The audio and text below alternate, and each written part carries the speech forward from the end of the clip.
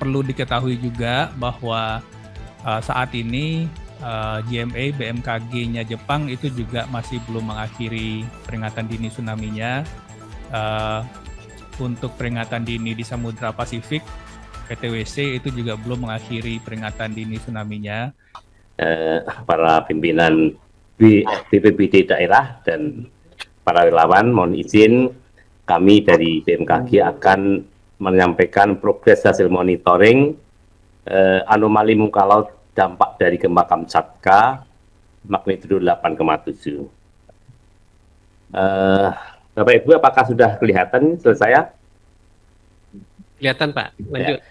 Jadi Bapak sekalian, hasil monitoring terhadap peralatan tsunami guide dan tide gate yang disediakan oleh Badan Informasi Geospasial, kami mencatat 9 tide gate yang ini berkaitan dengan daerah yang kami sebut adanya potensi tsunami dengan ancaman waspada kurang dari setengah meter. Maka berikut adalah hasil monitoring kami. Di Jayapura atau di Pelabuhan Dok 2 ini, kita mencatat ketinggian tsunami hanya 20 cm atau 0,2 meter. Kemudian di Halmahera Tengah, di Pelabuhan Tapaleo, tinggi tsunami hanya 6 cm. Kemudian di Sarmi, Papua, hanya 2 cm. 20 cm, kemudian di Sorong 20 cm, di Jayapura 20 cm, di Sausapor, Papua Barat 20 cm, dan di Talaut 5 cm, dan di Morotai 8 cm. Sementara di Gorontalo tidak terdapat anomali muka laut, artinya tidak tercatat sama sekali aktivitas tsunami sana.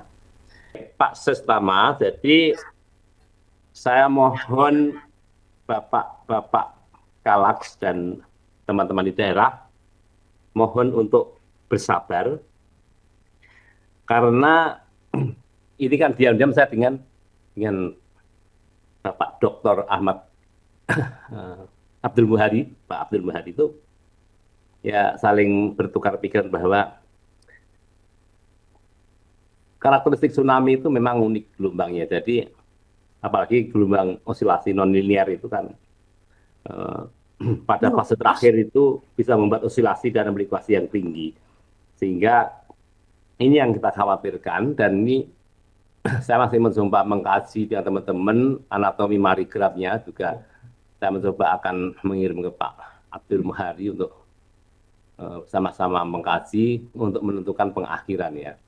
Karena pada kasus-kasus tertentu bisa tiba-tiba di akhir itu ada muncul gelombang tsunami yang lebih besar dan tidak terprediksi. Itu yang menjadi kekhawatiran kami, dan ini juga diamin oleh Pak Abdul Muhari bahwa kita perlu mewaspadai ini, sehingga hingga saat ini pun kita belum mengakhiri peringatan tsunami-nya.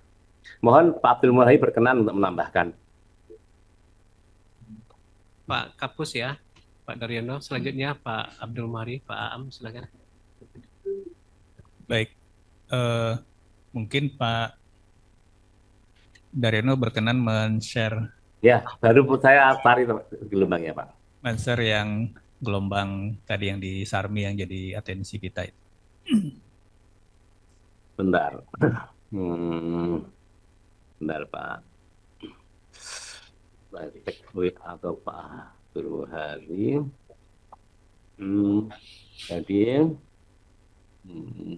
polanya seperti ini, saya copy dulu karena memang Bapak Ibu tampaknya memang harus mendapatkan tambahan kuliah gratis nih dari Pak Abdul Muhari ini.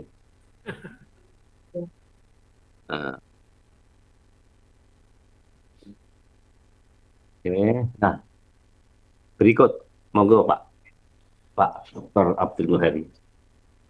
Terima kasih Pak Daryono, mohon izin Pak Sestama. Jadi ini kita lihat yang di stasiun tide gauge Sarni. Sarmi ini di sebelah barat sekitar 100 kilo dari Jayapura mungkin ya, kalau misalkan di tengah-tengah utara Papua. Nah ini mungkin kalau ada dari Bapak Ibu BPBD yang bisa mewakili atau bisa melihat situasi real di lapangan, ini kita lihat osilasi dari gelombang itu mulai dari eh, pukul 7 UTC, pukul 7 UTC artinya 7 tambah 9, pukul 16.00 sampai pukul sekarang pukul 8 itu data terakhir itu. Itu menunjukkan tren makin besar. Nah, ini dalam beberapa kali kejadian tsunami lintas samudra itu bisa terjadi karena kalau misalkan kita lihat di antara Jepang dan Indonesia itu ada pulau-pulau kecil yang bisa membuat penjalaran gelombang itu menjadi tidak linear karena faktor refraksi dan lain-lain. Nah, ini yang bisa menyebabkan ada amplifikasi tinggi gelombang setelah fase-fase awal. Jadi sebenarnya memang kita harus melihat kalau kita lihat itu peaknya, peak paling tingginya itu baru 3 puncak gelombang. Sebaiknya kita masih menunggu sampai 5 puncak gelombang untuk memastikan apakah trennya masih tetap naik atau energinya sudah mulai habis. Karena satu hal yang perlu kita pahami bersama Bapak Ibu peserta Zoom bahwa kalau kita berbicara tsunami lintas samudra itu kita mengumpamakan rangkaian gelombang tsunami ini seperti rangkaian gerbong kereta yang sangat panjang.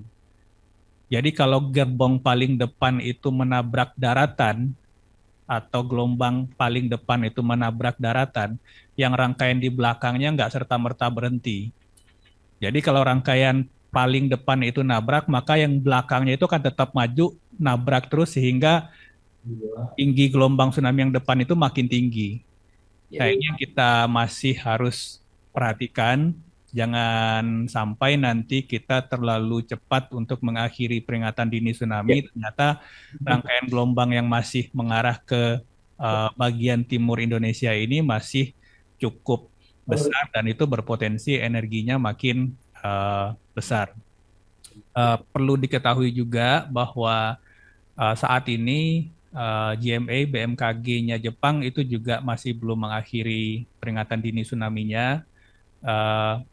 Untuk peringatan dini di Samudra Pasifik, PTWC itu juga belum mengakhiri peringatan dini tsunami-nya.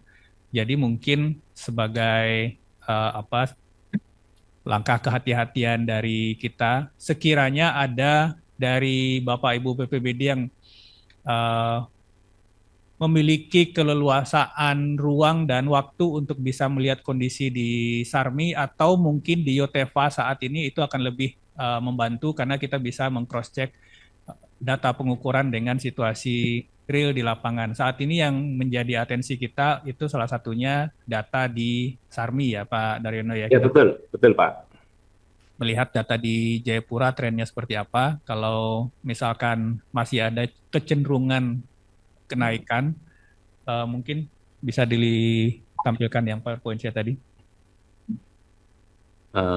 Yang tadi Pak ya. Sebentar Pak Dar, yang Oh bukan. Ya, silakan punya Pak Abdul Mahri, monggo. Oke.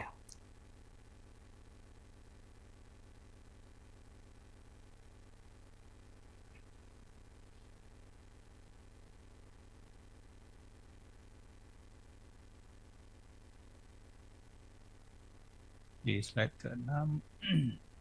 Terus next. Terus 8. Oke. Ini di Jayapura. Kita lihat osilasinya masih berjalan. Kemudian next slide. Ini juga sebelah barat dari stasiun Teluk Yotefa. Itu juga osilasinya masih berjalan. Kita lihat itu belum di terakhir itu belum menunjukkan penurunan energi sebenarnya, masih ada bouncing ke atas. Ya, Nah, ini juga kenaikan ini wavefront-nya sebenarnya jadi eh, rangkaian gelombang itu baru baru sampai di sebelum pukul 06.40 itu.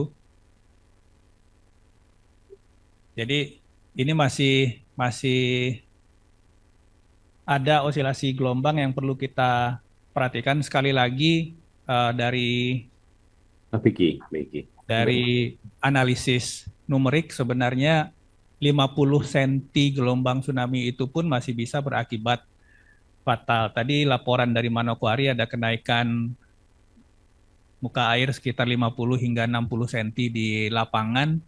Ini indikasi sebenarnya bahwa kita harapkan kawasan pantai masih tetap steril dulu untuk sementara sampai nanti kita lihat Bapak Ibu lihat yang gelombang yang naik itu sudah mulai turun. Itu artinya energinya sudah mulai meluruh. Nah, kalau energinya sudah mulai meluruh, baru itu kita bisa nyatakan bahwa situasi sudah mulai aman untuk masyarakat kembali ke rumah masing-masing atau bisa bagi mereka yang memang berdiam di kawasan sekitar pesisir sudah aman untuk bisa kembali ke rumah masing-masing. Demikian Pak Sestama, Pak Daryono. Terima kasih.